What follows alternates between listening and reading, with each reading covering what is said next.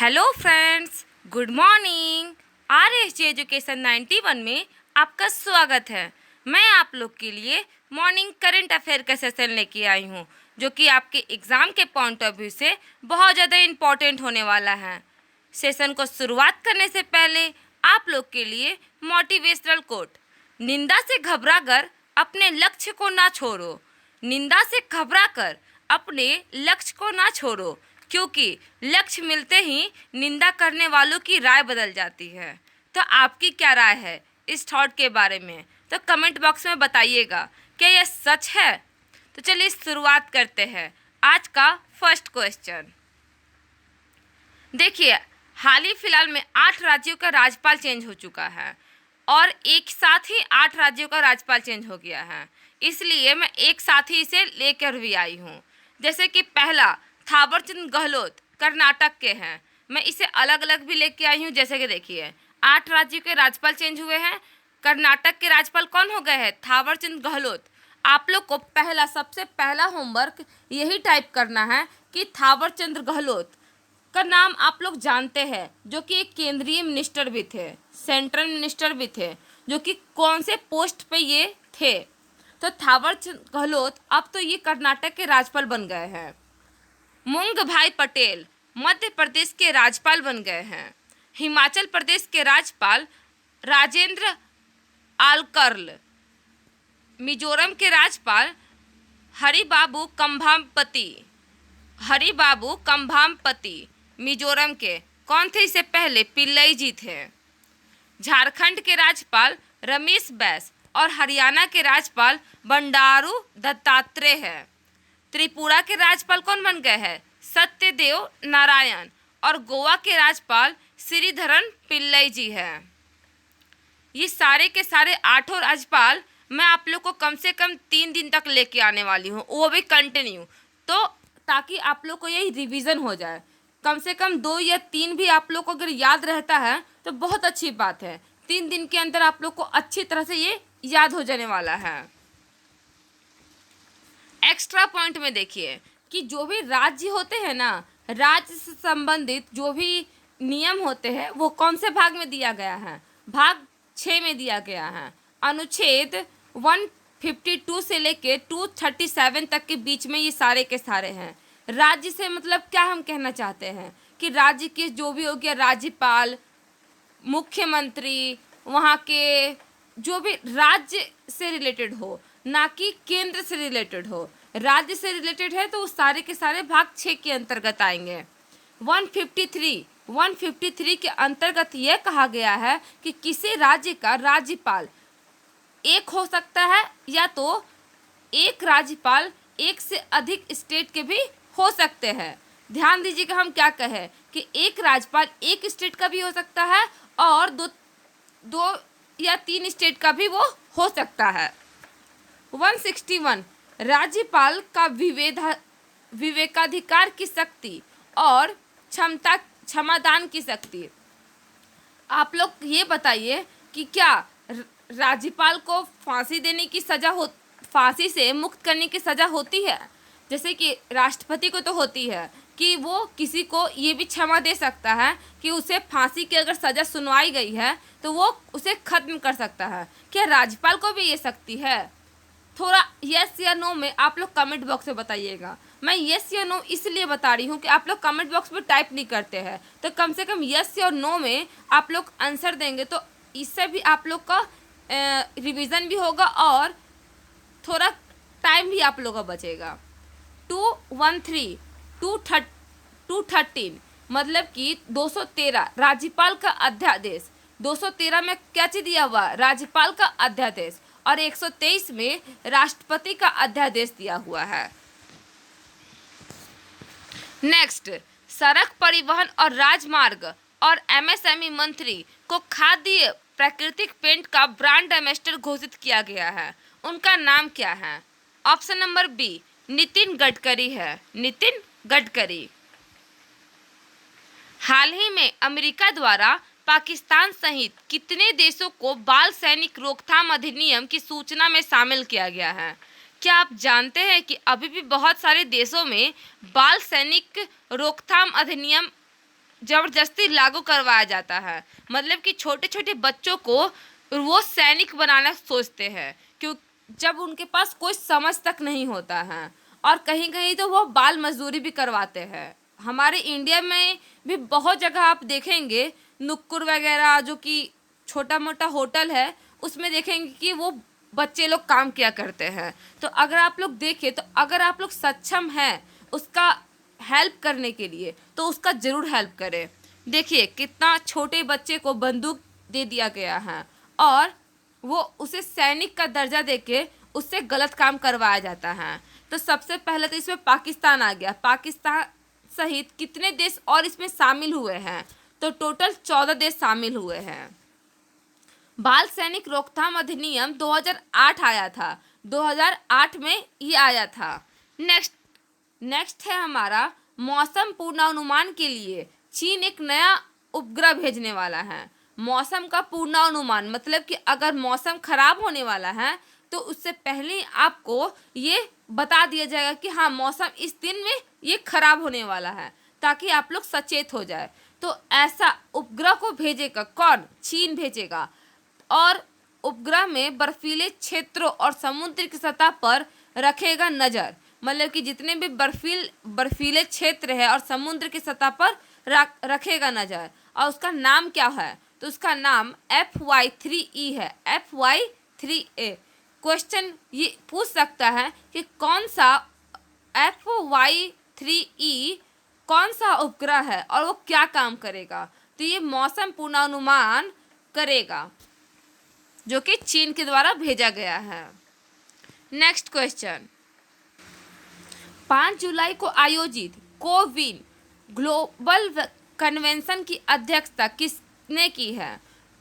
कोविन ये एक कोविन एप्लीकेशन है जिसके माध्यम से आप लोग को वैक्सीन के बारे में सारी जानकारियाँ प्राप्त हो सकती है कि भारत में कौन कौन सी वैक्सीन लगाई जा रही है, कौन व्यक्ति कितने वैक्सीन लगाए हैं, मतलब कि कितने लोग को वैक्सीन लग चुका है। सारी जानकारियाँ वैक्सीन से रिलेटेड कोविन में आप लोग को दिखा दिए जाते हैं। तो हाल ही फिलहाल में ग्लोबल कन्वेंशन की अध्यक्षता किसने की है? तो इसका आंसर हो जाएगा ऑप्शन नंबर बी, हर्षवर्धन ने की है। इसके बारे में भाषण स्पीच नरेंद्र मोदी ने दिया है, लेकिन इसकी अध्यक्षता हर्षवर्धन ने किया था। ध्यान दीजिएगा। एक्स्ट्रा पॉइंट में 16 जनवरी 2021 को टीकाकरण अभियान शुरू हो गया था। पहला टीका किसको लगा था? तो मनीष कुमार को लगा था, जो कि एक फ्रंटलाइन वर्कर्स है। कोविन प्लेटफॉर्म वैक्सीनेशन संबंधित जानकारी हासिल करने के लिए ये एक एप्लीकेशन बनाया गया है। मिशन इंद्रधनुष 25 दिसंबर 2014 में नरेंद्र मोदी के द्वारा शुरुआत किया गया था। इसके तहत जितने भी बच्चे जो कि टीका लगवाना उन्हें अनिवार्य होता है, वो सारे टीका उन्हें लगवाए जाएंगे जिनका वो छूट चुका है। तो मिशन इंद्रधनुष किससे संबंधित है? टीकाकरण से संबंधित है। क्वेश्चन कभी कभी ये पूछ देता है कि मिशन इंद्रधनुष का संबंध किससे है? तो टीकाकरण से है। नेक्स्ट क्वेश्चन, किस मंत्री द्वारा ऑनलाइन कोर्स मोबाइल ऐप मत्स्य सेतु लॉन्च किया गया है? तो क्या आप लोग जानते हैं कि मत्स्य पालन या तो कृषि मंत्री आखिर है कौन? उसका आंसर भी यही हो जाएगा। आप लोग को एप्लीकेशन के माध्यम से कई हिंट्स न मिल जाता है कि ये किस मंत्री के द्वारा शुरुआत किया गया होगा। Option number C, Giriraj Singh के द्वारा इसे शुरुआत किया गया है। गिरिराज सिंह कौन है? मत्स्य पालक, पशुपालन और डेयरी मंत्री है। सेवेंथ क्वेश्चन में क्या है? आदिवासी आय बढ़ाने के लिए KVIC ने एक योजना शुरुआत किया जिसका नाम है बोल्ड। बोल्ड का फुल फॉर्म होता है bamboo oasis and land in desert. मतलब कि ये जो होता है बहुत तेजी से वृद्धि करता है।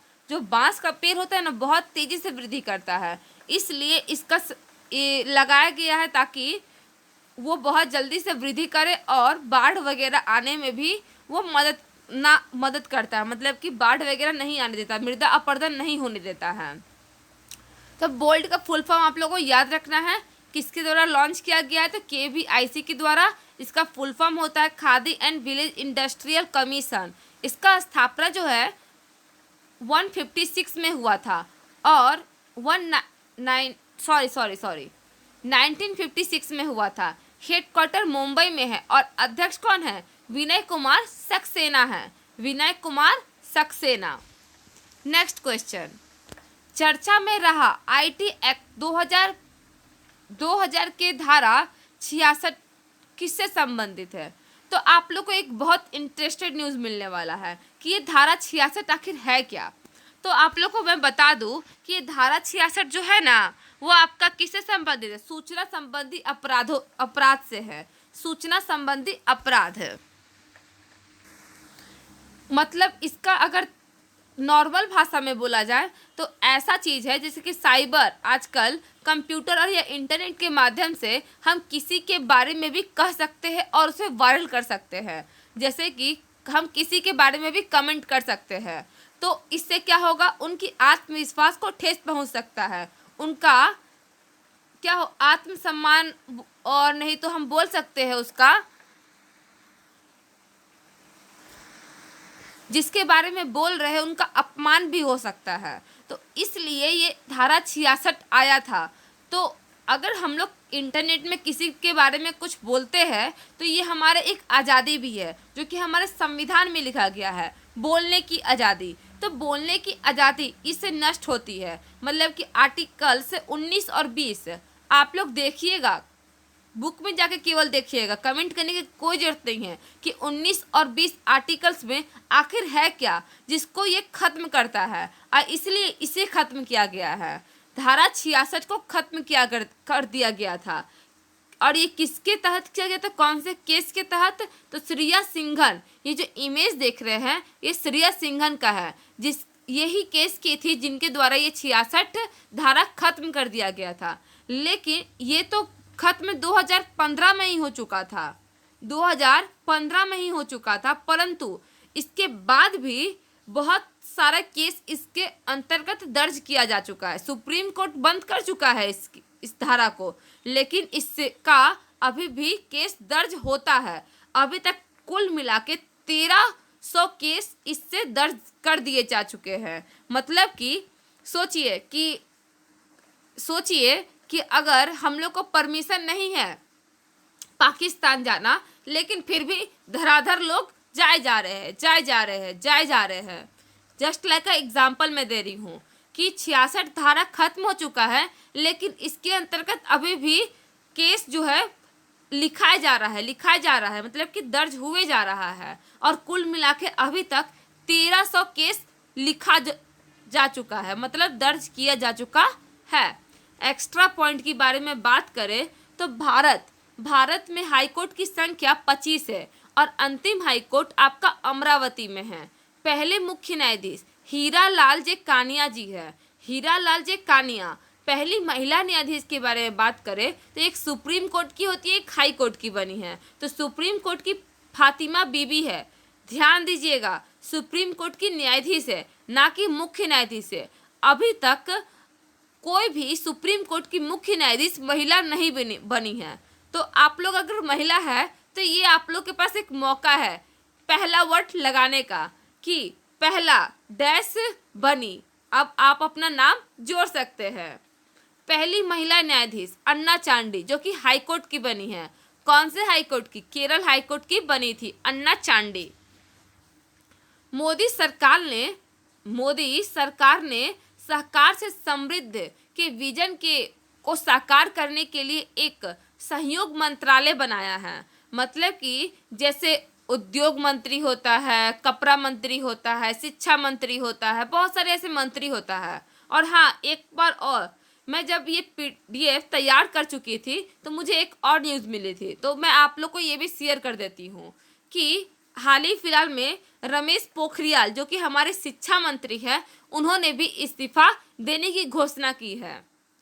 तो पीएम मोदी ने एक और मंत्रालय ऐड किया है जिसका नाम है सहयोग मंत्रालय।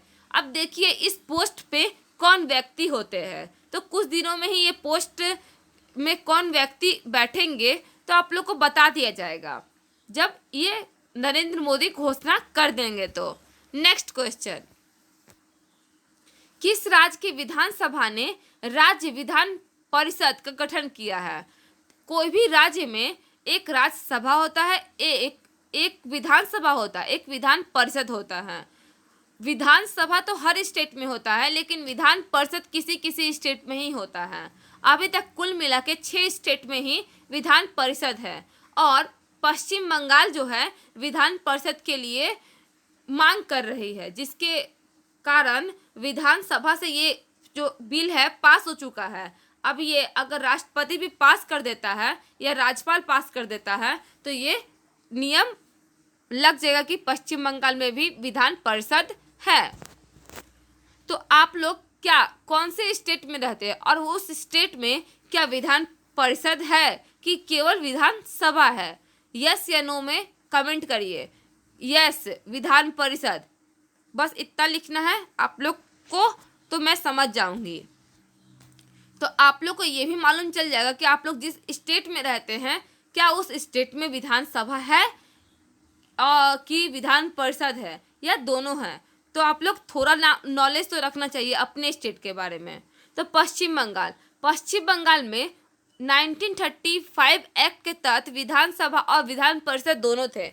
मतलब कि ऐसा नहीं है कि विधान परिषद पश्चिम बंगाल में था ही नहीं, कभी भी था, लेकिन 1969 में विधान परिषद को समाप्त कर दिया गया था और अब फिर से उसे शुरुआत करने की मांग कर रही है ममता बनर्जी। अभी तक 6 राज्यों में हैं, तेलंगाना, उत्तर प्रदेश, बिहार, महाराष्ट्र, आंध्र प्रदेश और कर्नाटक। चलिए, इसका आंसर तो आप लोग ना ही भी देंगे कमेंट बॉक्स में, तो आप लोग को तो यहाँ आंसर मिल ही चुका है।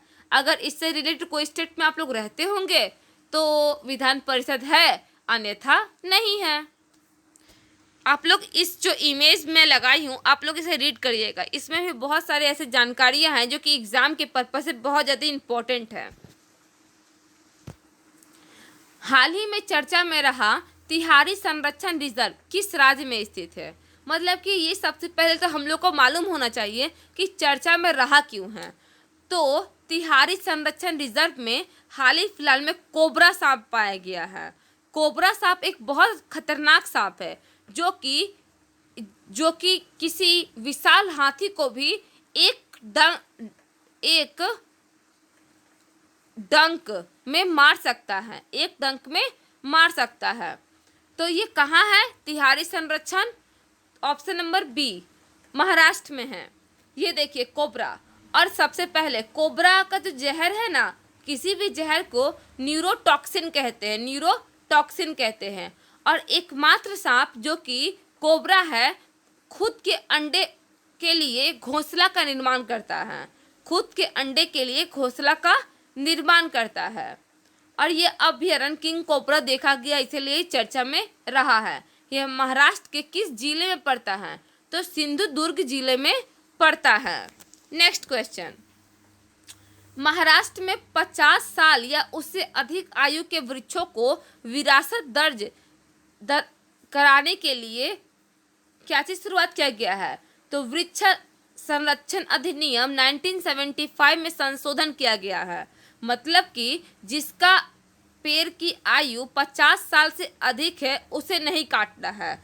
अगर कोई व्यक्ति उस पेड़ को काटता है तो उस एज के बराबर पेड़ उसे लगाने पड़ेंगे। मतलब कि कोई पेड़ की आयु अगर 60 वर्ष है तो उसे 60 पेड़ लगाने पड़ेंगे अगर वो उसे काटता है तो महाराष्ट्र सरकार ने ये योजना शुरुआत किया है। महाराष्ट्र सरकार के द्वारा अंबोली क्षेत्र को जैव विविधता विरासत घोषित किया गया है। थालघाट मुंबई और नासिक के बीच में पड़ता है और भोरघाट मुंबई और पुणे के बीच में पड़ता है। डॉक्टर भीमराव अंबेडकर एयरपोर्ट नागपुर में स्थित है। और जनसंख्या की दृष्टि से चार स्टेट कौन कौन से है? तो सबसे पहला तो यूपी, फिर महाराष्ट्र, फिर बिहार, फिर पश्चिम बंगाल। ये सारे के सारे आपके एग्जाम के पॉइंट ऑफ व्यू से बहुत ज़्यादा इंपॉर्टेंट है। इसे स्किप करने की कोशिश मत करिएगा कि हमें केवल करंट अफेयर पढ़ना है तो हम केवल करंट अफेयर पढ़ेंगे, एक्स्ट्रा कोई भी नहीं कुछ पढ़ने वाले हैं, तब कोई बेड़ा पार होने वाला नहीं है। एक्स्ट्रा पॉइंट को लेते चलिएगा। स्टैटिक फैक्ट्स में आपके अक्सर ये पूछा जाता है। देश की पहली कश्मीरी गेट मेट्रो स्टेशन पर फास्ट यूपीआई आधारित कैशलेस पार्किंग सुविधा शुरू किया गया है। कैशलेस पार्किंग सुविधा शुरुआत किया गया कहाँ? Kashmiri gate metro rail station पर किया गया है। दुनिया का तीसरा सबसे बड़ा, ध्यान दीजिएगा, दुनिया का तीसरा सबसे बड़ा स्टेडियम है। और अगर हम लोग भारत की बात करें तो ये दूसरा सबसे बड़ा स्टेडियम है। पहला स्टेडियम मोटेरा स्टेडियम जो कि गुजरात में स्थित है, और दूसरा कहाँ बनने वाला है? तो जयपुर में बनने वाला है। बीसीसीआई ने जयपुर में भारत के दूसरे सबसे बड़ा स्टेडियम और विश्व का तीसरा सबसे बड़ा स्टेडियम राजस्थान क्रिकेट एसोसिएशन को 100 करोड़ रुपया दिया है। 100 करोड़ रुपया दिया है इसे बनाने के लिए। AFC महिला एशियन कप आयोजन कहाँ किया जाएगा? तो इसका आयोजन ऑप्शन नंबर सी मुंबई और पुणे में किया जाएगा। फुटबॉल संबंधित न्यूज, बैंकिंग भूटिया नहीं होगा, यह वांगचुंग भूटिया होगा। आई थिंक थोड़ा सा ये गलत है, और ये बस इतना गलत नहीं, टाइपिंग गलत नहीं है, बस एक्स्ट्रा टाइप हो गया है। इसे मैं इरेज कर देती हूँ, बस ये चीज़ नहीं है लिखा हुआ। ओके, तो बाईचुंग भूटिया नाम से एक नया स्टेडियम बनने वाला है, जिसका कहाँ बनने वाला? तो सिक्किम के नामची में बनने वाला है। फीफा वर्ल्ड कप 2018 में रूस में हुआ था, जो कि विजेता कौन था? फ्रांस था, और उप विजेता क्रोएशिया था। एग्जाम थोड़ा घुमा के पूछ दिया, देखिए कितना डीप पूछा। अक्सर लोग मैक्सिमम याद करते हैं कि फीफा वर्ल्ड कप 2018 का कहाँ हुआ? रूस में हुआ। विजेता कौन था? फ्रांस था। विजेता कौन था? फ्रांस था। अब वे उप विजेता तो वे याद ही नहीं करते हैं, और एग्जामिनर यही पूछ दिया। एग्जाम में पूछा हुआ चीज़ है कि उप विजेता कौन टीम था? तो क्रोएशिया उप विजेता था। फीफा कतर, फीफा इस बार कतर में होने वाला है, और जो कि कतर के दोहा में आयोजित होने वाला है। आई होप आप 2 क्वेश्चन और है, देखिए। जेम्स एडिसन ने पूरे किए 1000 प्रथम श्रेणी विकेटर बन गए हैं कि 1000 पूरा करने वाले। और वाको इंडिया किक बॉक्सिंग फेडरेशन को मिला सरकारी मान्यता। आप लोग का एक भी करंट अफेयर इस सेशन से जाने वाला कहीं नहीं है। करंट अफेयर एक सागर है, बहुत सारा क्वेश्चन आप लोग को करंट अफेयर मिल जाएगा। बहुत लोग पढ़ाते हैं यूट्यूब पे, ऐप भी बहुत सारे हैं, लेकिन उससे मैं जो चुन के लाती हूँ करंट अफेयर, जो कि आपके एग्जाम के पॉइंट ऑफ व्यू से बहुत ज़्यादा इंपॉर्टेंट है। दिमाग है छोटा सा, और उस छोटा सा चीज़ में आप लोग को इम्पोर्टेंट चीज़ ही घुसाना है। हम लोग को हार्ड स्टडी नहीं, स्मार्ट स्टडी करना है। तो मेरे चैनल के साथ बने रहिए और डेली मॉर्निंग करंट अफेयर सुना करिए। जय हिंद, जय भारत।